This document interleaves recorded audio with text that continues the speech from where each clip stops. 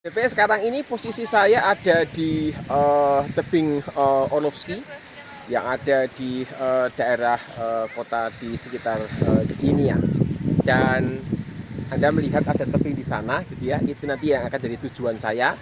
Nanti saya akan naik, gitu ya. Dan di sana kita akan melihat hal-hal apa yang menarik dari bagian atas. Uh, Edisi kali ini saya akan menjawab pertanyaan di Quora yang menanyakan bahwa mengapa mahasiswa yang sibuk bekerja itu berujung pada DO. Nah, ini menjadi topik yang menarik. Menurut saya ada semacam ketakutan gitu ya. Ada semacam ketakutan karena bekerja sambil kuliah. Pertanyaannya ya, benarkah demikian? Ya, kita akan naik, kita akan bahas dan di atas sana.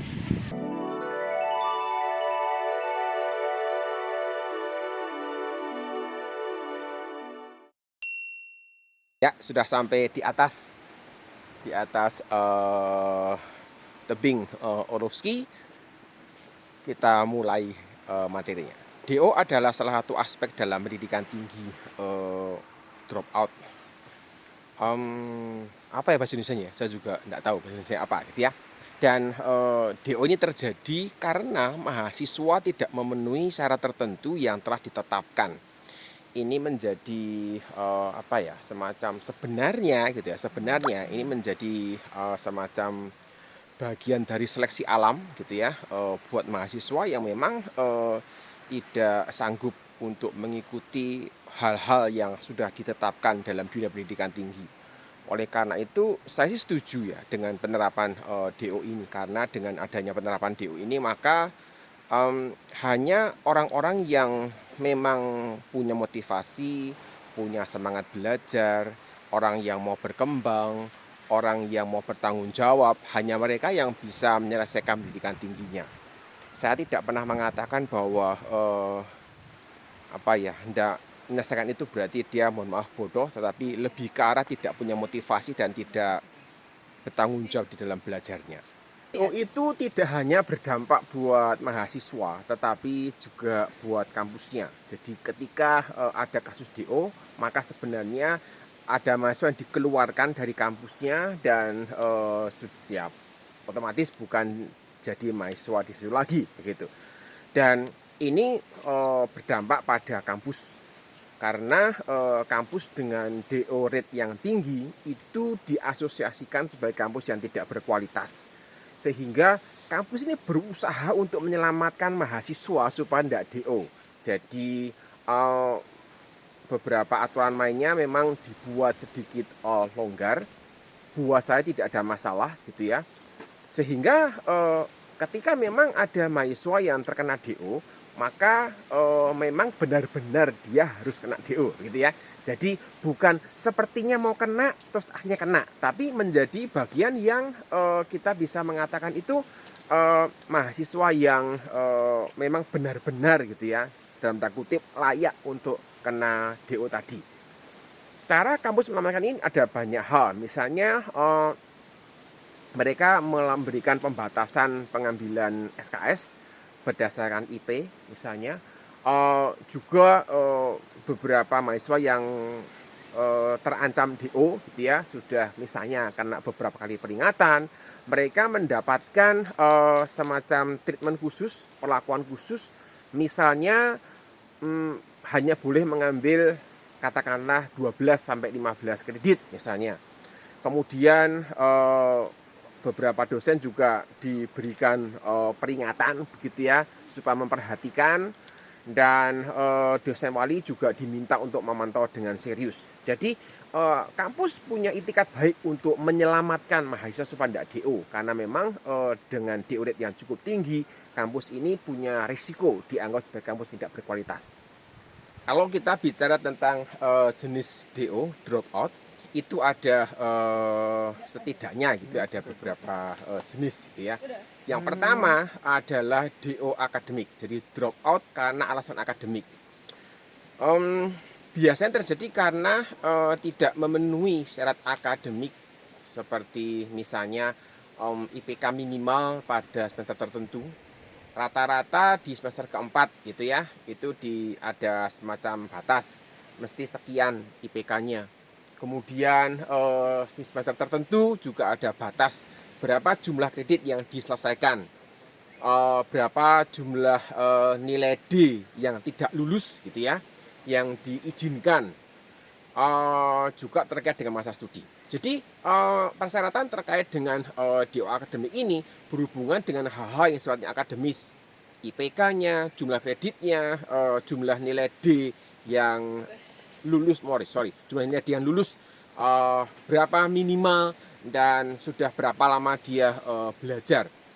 Kemudian jenis gitu ya, jenis DO yang kedua adalah DO karena keuangan, dan biasanya ini terjadi di kampus-kampus swasta yang memang menerapkan self funding. Jadi kampus swasta ini tidak mendapatkan bantuan dari pemerintah, bantuan keuangan, kecuali untuk penelitian karena dibuka untuk semua kampus.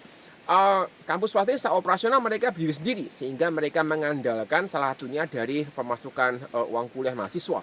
Ketika ada mahasiswa yang tidak sanggup lagi membayar uang kuliahnya, maka ya kampus swasta mengatakan ya mohon maaf gitu ya, istilahnya hubungan kita berakhir sampai di sini, mereka demikian.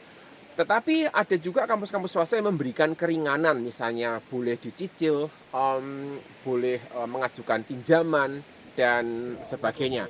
Tentunya ini juga terkait dengan apa ya, semacam track record. Kalau misalnya dulu pernah pinjem terus mengembalikannya lama, mungkin ada pertimbangan khusus dan sebagainya. Ini menjadi hal-hal yang dipertimbangkan ketika kampus swasta ini menerapkan DO yang namanya DO keuangan tadi.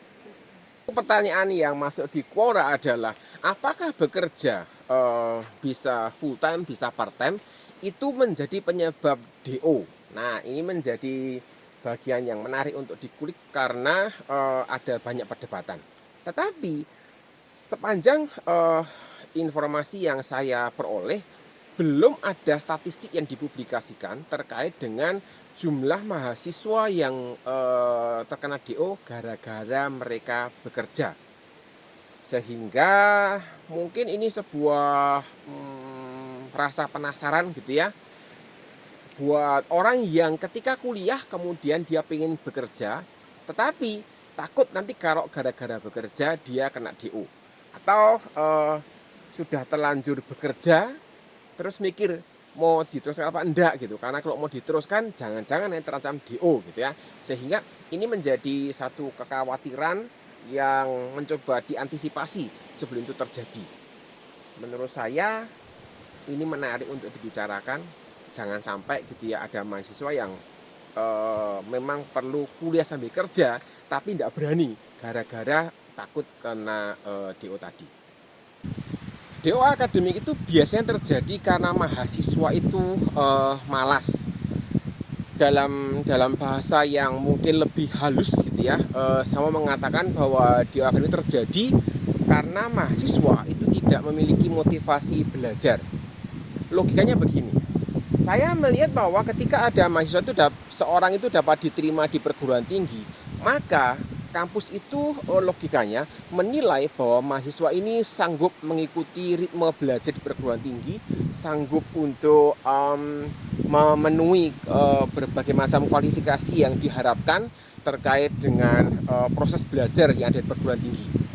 Permasalahannya adalah memang proses asesmennya itu kan terbatas begitu ya, sehingga ada kemungkinan ada mahasiswa yang terlihat mampu tetapi ternyata dia itu tidak mampu untuk mengikuti ritmenya. Jadi saya sampai hari ini tidak percaya bahwa ada mahasiswa yang mohon maaf bodoh.